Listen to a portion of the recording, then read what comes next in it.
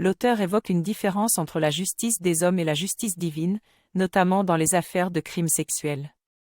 Il constate que beaucoup de malfaisants pensent qu'ils peuvent échapper à la justice en évitant d'être repérés, et que beaucoup de croyants ne pratiquent leur religion que par habitude ou conformisme sans chercher à en comprendre le sens profond.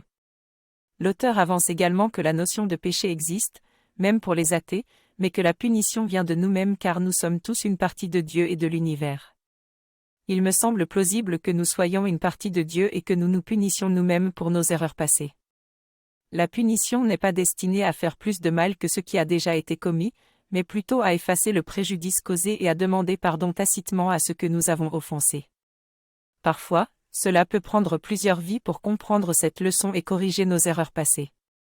Par exemple, lorsque nous abusons de la nourriture, nous devons nous infliger un régime pour perdre du poids et corriger la mauvaise habitude. Tant que nous ne corrigerons pas nos erreurs passées, nous ne pourrons pas avancer et continuer à expérimenter les mêmes problèmes jusqu'à ce que nous apprenions la leçon. J'explique comment le fait de se priver et de se punir pour perdre du poids ne fonctionne pas à long terme. Cela peut même entraîner un cycle perpétuel de retour à la case départ. Je donne l'exemple d'un régime alimentaire mais je dénonce toute idée de régime pour maigrir. Il est important de se faire plaisir tout en travaillant sur son bien-être et non pas de se punir. La vidéo suivante portera sur le concept de karma.